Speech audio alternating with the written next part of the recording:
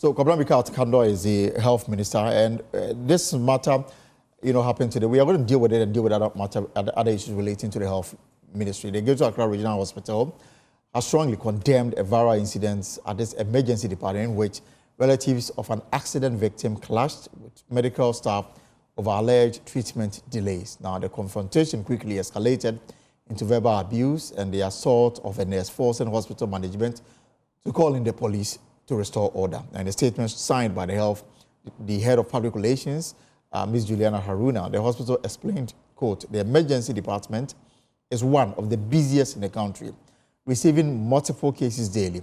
At the time of the incident, clinicians were actively attending to other emergencies when relatives and friends of the accident victim invaded the emergency triangle. Right, so we are joined in the studio right now by the Health Minister, Kwabena Kando. I'm privileged to say that I'm happy to have you here in the studio. Thank you, thank you. And this will be the second time this year. We're together. So you didn't sit on this matter. You went to the hospital. Yes, I did. What did you see? Okay, so let's start from the beginning. I think it happened over the weekend. So Monday, very early in the morning, I picked the signals. Right. And then I sent a first team to go and assess the situation. And then the feedback, based on the feedback I had, I thought I had to follow up myself because some of the health professionals were down-spirited, they were demoralized, and they felt insecure. And so I had to go there and then assess the situation myself. So when I got there, I had the opportunity to visit the victims, both the accident victims and the health professional who was, brutalized. So after the visit, I convened an emergency management meeting, trying to analyze the situation and putting in some immediate measures in order to calm the tensions at the facility. One of the things that came to fore was how we can quickly beef up the security at the hospital. Right. So once we were looking at beefing up the local or the internal security, we also got in touch with the Ghana police to be able to help us once and then. And quite apart from that, and one of the main reasons why I can tell you I'm personally involved in communicating this matter under normal circumstances, maybe the communication aspect of the ministry would have taken to handle it. But I feel so committed and so passionate about this because I do not want us to set any bad precedents as a country, where you go to a health facility and in your own wisdom you think that something is going on wrong and you take the law into your own hands and decide to physically attack health professionals. That shouldn't be tolerated. Of course. That cannot be countenanced. And I condemn it in no uncertain terms. And I'm very, very, very, very, I take strong exception to this particular matter. So there are two legs to this matter. After yesterday, after the visit, we have already commissioned an investigation into the matter. A 5-member committee has been constituted, a lawyer, an auditor, HR person, a medical doctor, and a nurse. 5-member committee has been constituted to look into the matter so that we can implement the recommendations. That is the health or the ministry's angle. And then there's the criminal aspect, that the police is also looking into the matter so that the law will take its own course. So these are the two angles. The video we saw, the viral video, the gentleman who recorded the video pointed to lack of urgency on the part of the nurses to attend to the man who required emergency care. And what is your reaction to that? That is exactly what we are investigating. So I've listened to both sides. Yesterday, at the time I was visiting the hospital, I had not had the opportunity to listen to Ralph's and co, their side. So after visiting the facility, I had the opportunity to also listen to their side. And now we have commissioned a committee to look fully into the matter. So that will unravel all these things. Whether or not indeed there was a delay on the part of the health workers to attend to the accident victim, the investigation will unravel all these matters and then we'll deal with it appropriately. But these stories are becoming one too many. We've had so many of health professionals attack line of duty across the country because the public, some of them feel that they don't respond to, the health needs of people on time. And so they take the laws into their own hands. I think that any of these matters that comes to my attention will be given all the seriousness it deserves. And anybody who will take the law into his own hand, I think that the laws of the country must deal with the person. You see, there are two sides of the matter. Right. What caused the provocation, okay, and the consequences of the provocation. But my point is that irrespective of the level of the provocation, you do not have the right to physically attack any health worker. Right. That is a no-no. That must be eliminated from the equation. At best, you have the right to complain, to file a complaint for us to look into the matter. Okay? This also doesn't mean that health workers must also be emboldened to do whatever they like or not to be professional. Right. You understand? And so we are looking into the matter, and then at the end of the day, whatever comes out will be guided by... But since you assume office as health minister, I mean, how will you describe the general responsiveness of our health professionals to their core mandate? Well, a lot of them are doing very well, but there are few of them in the system who, one way or the other, I think there are a lot of rooms for improvement. Yeah. In specific terms, like in which areas? For example, a month ago, the registrar of the Medical and Dental Council had issues to raise about even sometimes the conduct of doctors on duty, some taking substances that compromises their alertness and few areas. Some of all these issues have come to our attention in the ministry. Okay, it's a human society, and for now, I think that we must not divert the attention. I want us to discuss the issue at hand at the moment, and with time, you know my position on, I mean, when it comes to health professionals not handling patients well. Right. I mean, everybody in this country, anybody who is following me know my position on that one. And it's something that I'm dealing with, I mean, passionately. But let's just not justify this crime, okay, by any other reason. Right. It doesn't justify it. So that is why I do not even want to compare it in the first place. You know, so it doesn't mean I condone, I mean, non-professionalism when it comes to, I mean, health professionals. But I do not think that anybody must be emboldened just because he thinks that health professionals are not being professional or they are delaying to attend to a victim here or there. No, I don't think so. But if somebody should come into such a situation, what should be the normal course of action? Yes, and so one of the issues we are discussing in the sector is to have a client service desk in every health facility. And so that if a client or a patient feels strongly about anything, the person can complain. If you go to some health facilities, there are suggestion boxes all over. If you know how to write, you can write and then drop it. We have also advised them to be posting telephone numbers at very strategic places so that people can pick the numbers and call to complain.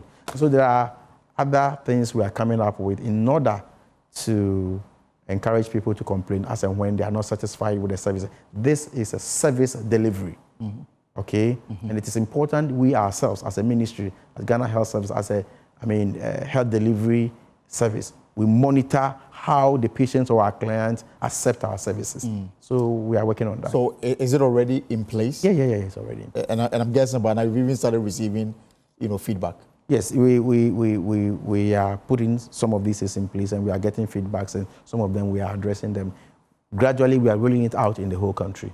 The minority, your colleagues on the other side, they've just issued a statement on this matter. And they say that the Health Caucus of Parliament has taken note with grave concern that reprehensible events which unfolded at the Greater Accra Regional Hospital on Monday, 18th August 2025, a video circulating widely on social media depicts one Mr. Ralph St. William storming the premises of the hospital in the company of the group of men. He was observed shouting aggressively, filming health professionals, patients, and visitors without their consent and causing undue disruption to the sanctity of the medical environment. I saw you in a picture with this same person. Yeah. What exactly is his problem?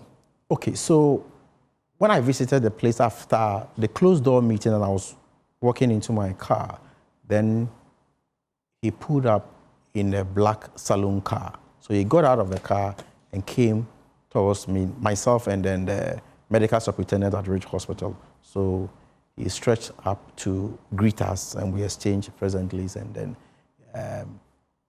At that particular moment, we didn't talk further. And so later, we had to invite him to listen to his side of the story and all that. So that's exactly what happened. They demanded the police arrest this man. It's fair. And then investigate it's fair. And I made that call after my visit to the media. It's fair. I have insisted that the law must take its own course. So if there's an assault, it's a crime. All right. Unless you tell me otherwise. Okay. You've got a question or a comment for the health minister. He's my guest on the program. You can send that question on X or Facebook or on YouTube, and I'll share with him. Now, how is the sector doing? I mean, 8 months on, how will you describe the health sector? It's a very critical sector. And in fact, I don't envy you at all. Yes, very, very challenging, but I enjoy it. Yes. I've never taken anything easy in my life, my entire life. So I enjoy challenges, and once I'm challenged, I believe the best out of me is felt. And the relationship between you and the various sectors, nurses, doctors, other health professionals within the sector? It's been fantastic. The nurses and midwives, they had concerns at the start of the year, and you were integral in resolving this particular matter. You prevented what would have been a full-blown strike. What is the progress of work in terms of addressing the many demands that is contained in the conditions of service agreed last year? Oh, we sat around the table. At the end of the day, we sat around the table. And that's what should be underlined. What it means is that no matter what, we'll sit around the table to resolve the matter. There's no way we'll use cutlass. In our local language, in our proverb, they say, "Assembly anywhere, this kind of come." So at the end of the day, we'll sit around the table and dialogue. And so we came to a compromise, and government was able to, state its position. And I think that's where we are. We accepted to put in the mid-year review budget issues about their uniform, and then the fuel, book allowances and all that. So I think that matter we brought a closure. We will look at the rest in the 2026 budget. 2026 budget. So there is an agreement. We will continue to engage them. We will continue to engage them on the rest until we are all at par or we are on the same page. So for now, the clothing and boot allowance, that one accepted and paid? It's been accepted, but it goes through a process. Yes. Right. And then also over the weekend, we heard the same nurses and midwives making the point that, I think you've done enough in terms of dealing with the backlog of graduates waiting to be enlisted in the system. Now, they say that 2021, 2022, 2023, they are still at home and then wasting away, and it is affecting livelihoods and their skills. What is the plan to absorb them? Well, so it is true we have a very huge backlog when it comes to health professionals who have been trained. Without attempting to scare you, we have not less than 70,000 health professionals at home. Sitting at home, 70,000? 70,000. Doctors, allied health scientists. Including doctors? Yes. Allied health scientists, and then nurses and all that. So we have a challenge. We are deducing two main approaches. One, we're looking at how Ghana government will continue to employ them every year. Right. To absorb them in order for us to have our optimal health workforce. So we came to meet a recruitment of not less than 11 to 12,000 just immediately after the elections. So remember... That needed to be recruited? Yes, that was the 2020 batch. 2020 batch, okay. So you remember the directive of, sacking all those workers who were recruited after 7 December? Yes.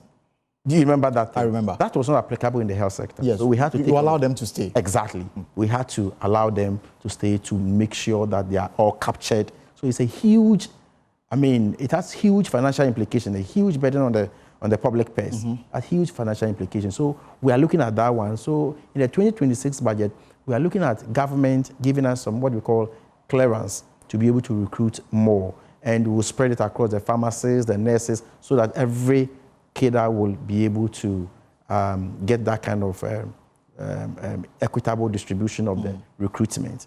So that's that one coming from the government employment. We are also looking at what we call managed migration.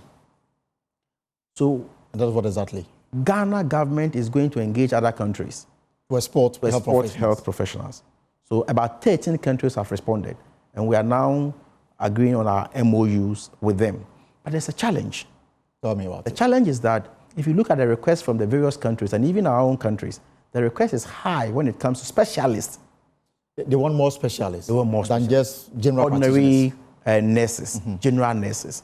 And so we cannot decide to give them all our specialists and then what happens to us.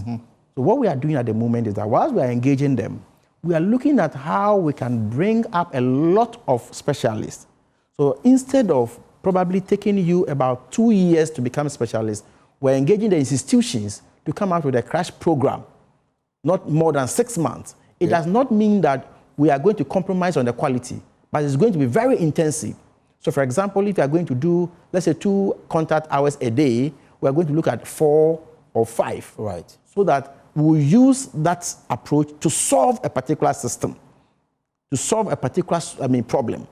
So that if, for example, if you run it for about 2 or 3 times and we think that the problem has been solved, we can resort back to the normal status quo. Right. You understand? Right. And so that's what we are working on. Countries are responding. Ghana government will continue to employ, but these are some of the approaches we have. So basically, even the 13 countries, they are looking at specialists more than general Yes, if you look at the demand, the specialists are more. You understand? So it is also part of the negotiations that, look, if I'm giving you 2 specialists, I'll add 1 or 2 general nurses into it. You understand? So it's part of the arrangement we are. But isn't there an advantage where then you become a primary source of and that's exactly what we are health professionals for the world? That's exactly what we are if you cannot employ those you train. That's exactly what we are looking at. But you see, it should also not play to our disadvantage. Right. We should not get to a point where we export all our health professionals and we don't have any, or we are deficient in health professionals. So we should watch that way. So our strategy and our approach is that, look, you first and foremost must be able to recruit or employ the optimum number of health professionals you need as a country. Right. Then the extra, the excess, those that you cannot employ, you take advantage, and based on your MOUs you sign with other countries, maybe it will be part of the MOU. Look, can we also get people to come and join us here to train them whilst we export them? So we look at it. We have to turn the semi-negative to positive. But for the countries that are beneficiaries of this particular program, do they pay any money to the state, Ghana? For now, no. It's part of our negotiations with them. So that's what we are doing. Look, it's a proposal. We have not finalized. So I'll give you an example. We think that if you are paying tax, you have been exported as a health worker, you are paying tax to your destination, where you are going to work. We feel that you must give half of your tax to Ghana because we train you. Because it is very important. Yes. More especially when they even benefited from allowances that the government provided. So it's part of another country is getting their services for free, and state Ghana is not getting anything. It's part of the negotiation. But don't forget that it is also not in our interest. It's a timing bomb to see a lot of health professionals being trained and they cannot get jobs to do. And in fact, I'm coming to that particular matter. Yes. So if we have something that that should be our concern, in as much as we'll bring other angles in, looking at how the country can benefit and all that, how they can, contribute in even training them in the country. Instead of sending them outside the country, can we get some other, experts in the country to come and help us? We're looking at all those. It's something that I have dedicated a lot of time to. And currently, as we speak, 70,000 are sitting at home. Yes, 70,000. Waiting for pharmacists, nurses, even doctors. Allied. Well, the doctors, for example, the last batch, we may have doctors who have completed some years back, but for one reason or the other, they have not been employed. But the normal routine, the last batch, we have been able to, we opened the portal and we recruited, we are yet to post all of them. Right, so this 70,000, for example, the reason is basically that government may not have the financial strength to pay for them. It is one of the reasons. They I'll cannot be very be honest with you, because you don't just employ. Yes, we are training and graduating them every year. Yes, so that is why we have come to meet a situation. It was not like that, although there could be 1 or 2 years backlog, but it was not that huge in the past. You understand? And so now this problem has been created. and we must solve it instead of lamenting. So I'm not interested in the lamentation. You understand? Life must continue. We cannot also say we are stopping the training of health professionals. No, must continue. So once we are going to continue to train them, we must think out of the box, and that's exactly what we are doing. The flip side is that the nurse-to-patient ratio in Ghana is very huge. And you've got communities without a health professional to attend to hundreds of them. Boku, for example, is a classic example. And yet we've got people sitting at home. Isn't there a strategy where the hospitals become self-sufficient such that, we can get nurses to work? Like it pertains in other hospitals becoming self-sufficient in terms of having the financial paying themselves. I mean, look at the US and the UK, for example. I don't know whether it is the health insurance that existed that makes it so easy for recruitment to happen. To be very honest with you, I never imagined this conversation would drag this in, but I think it's healthy for all of us. No problem. I'm prepared for that. Government has not started contemplating on allowing health facilities to pay themselves. That is not in contemplation, okay? But we are looking at other things. We are looking at the challenges in the sector, how we can solve them. Let me go back. The main issue, and being very, very honest and plain with you, for not being able to employ everybody. Government would have wished to employ everybody in every sector. That is important. But at the end of the day, you must have that budget to be able to pay the people you are employing. Right. You understand? And if you consider the economy, that is how far we can go. So gradually, as and when there is space, a physical space, you can continue to recruit more. There are a lot of challenges in the sector. One, even, you see, hospitals or facilities are not simple, the brick and mortar. No. The personnel, the equipment. Very important. And the edifice. You understand? As I speak to you now, the last time we did major retooling of our health facilities was in 2014. 2014. If you remember, that's when we had these terminologies like MRI, X-rays, remember? CT scans. Right. 2014.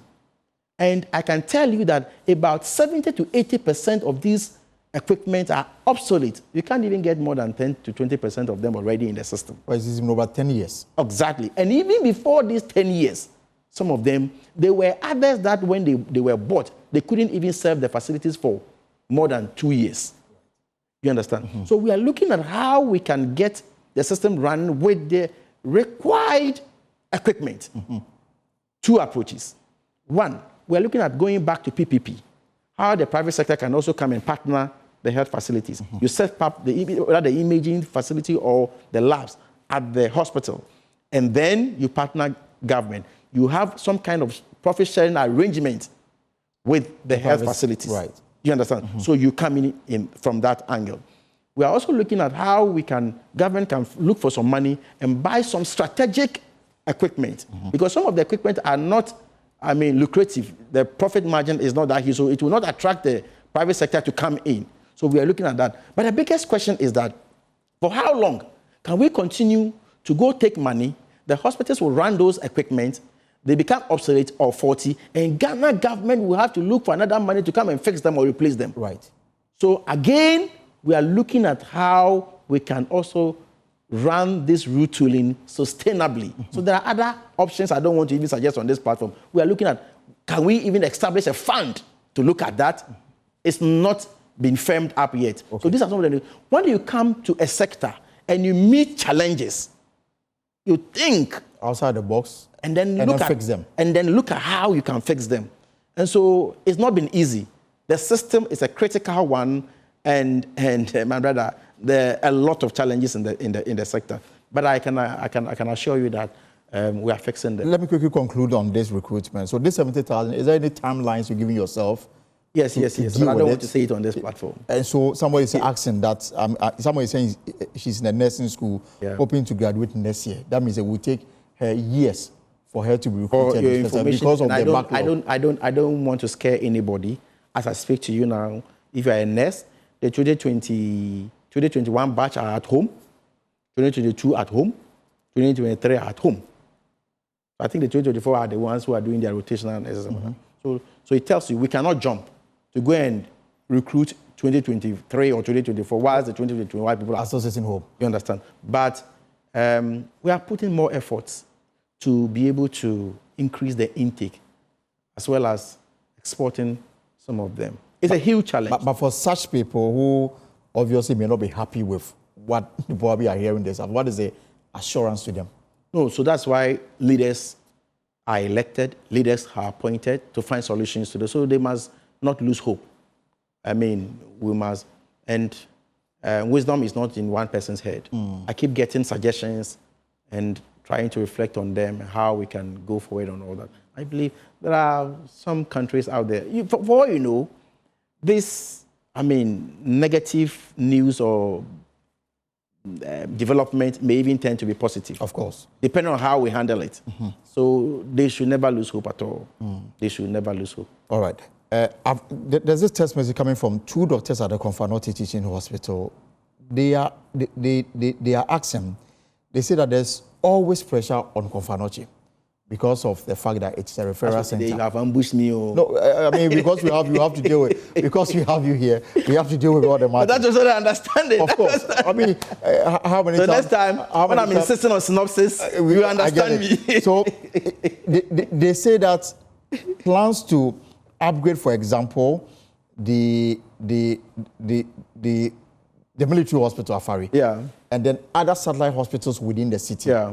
Some of them, according to the MPP, got to a certain level of completion. But even as we speak now, the hospitals are not in operation. And they want to find out what your plans are for the Ashanti region, for example, so that pressure on Konfanoti will be lessened.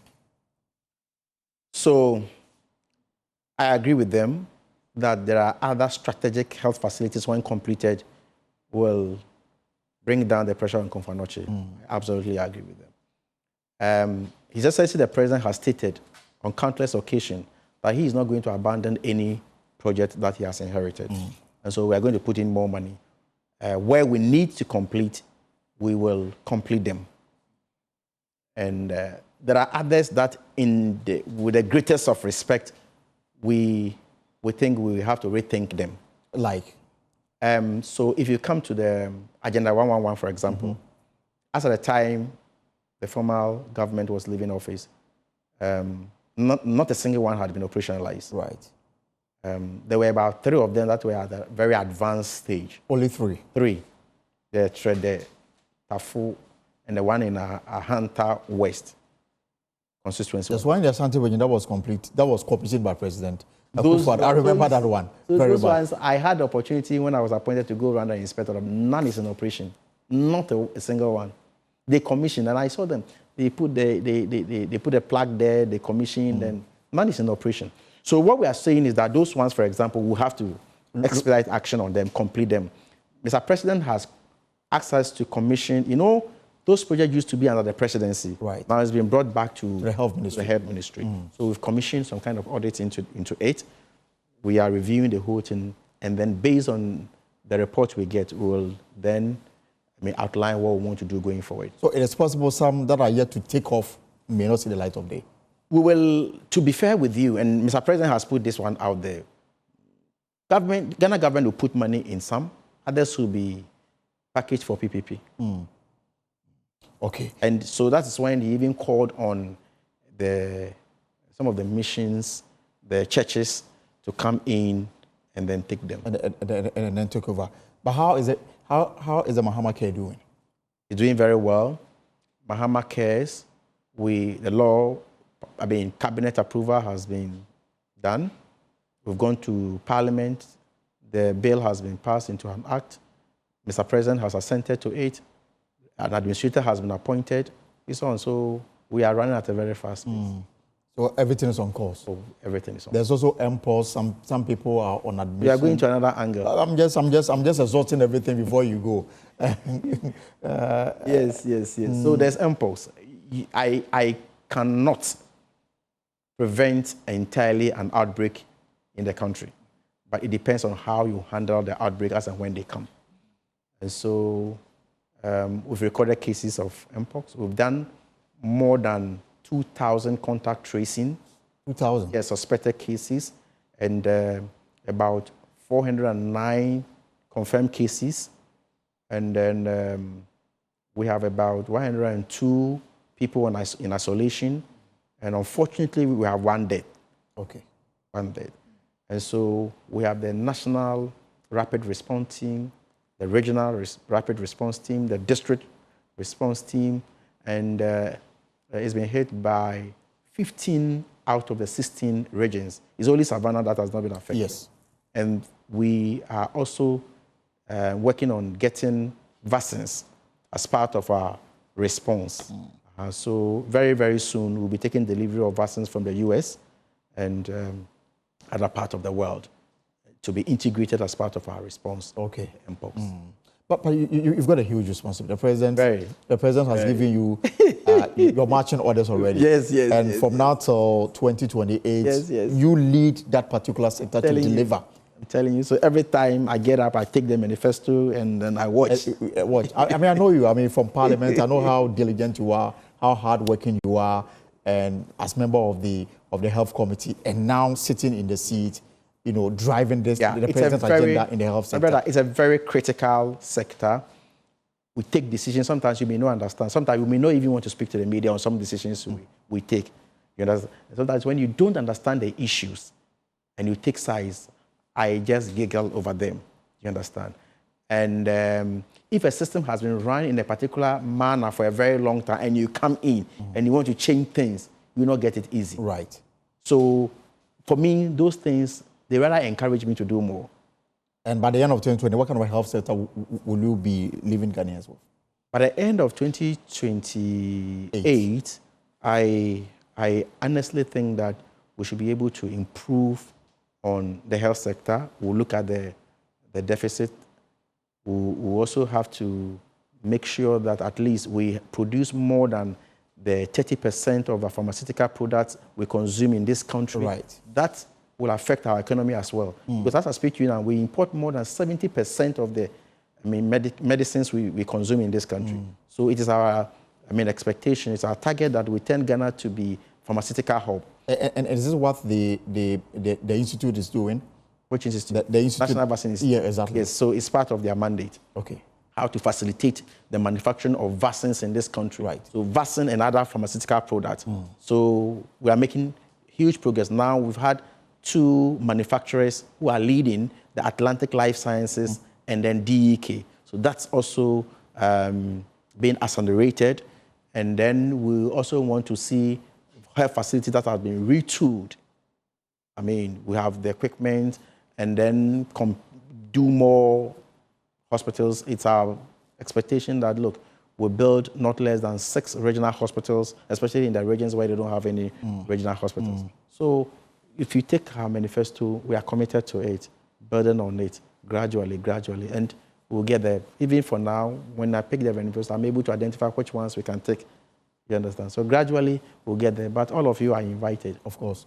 Of course. And I hope that you are not leaving your constituents behind because of your new role. Now the responsibility on you is huge.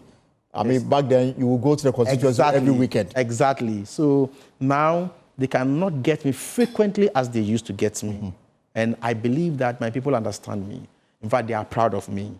And so now they know I am not Kwabena Minta for Dwabose constituency alone, but I'm Kwabena Minta for the health sector of the whole Ghana. And so my people understand me. And when you give birth to a son or a daughter and you decide to give that person to the public, you should understand that, look, the person has huge responsibilities. But as much as possible, anytime I get any space or time, I rush back to the constituency. But after all, they brought me to Of course. And how is your deputy doing? Is he very? In the midst of all this, this confusion over his professorship. I think that one is a welcoming address. It's a baptism of fire. Of course, into the sea. So I think she's a very hard woman. I mean, she's taking it coolly, and she's doing very well. How would you say your final words as you look into the camera and address Ghanaians? Well, so what I would tell the people of this country is that I thank them so very much. We take the criticisms in good faith. Where we must improve upon them, we will do. Where we think that it is needless to, we ignore. and will allow it to encourage us to do more. His Excellency the President has given us clear marching orders to improve upon the health sector of this country, and we'll do just that. Thank you. Abramika Kando is the health minister, and of course, he's got a huge responsibility on his hand, and he says he's more than capable of delivering on the promise made by the NDC in the 2024 elections. We'll keep track on the very important things happening at that particular ministry, but we'll take a short break here on the pause. When we return, we'll talk about other matters relating to the MPP and the NDC ahead of the Kwatia parliamentary by-election. Stay put.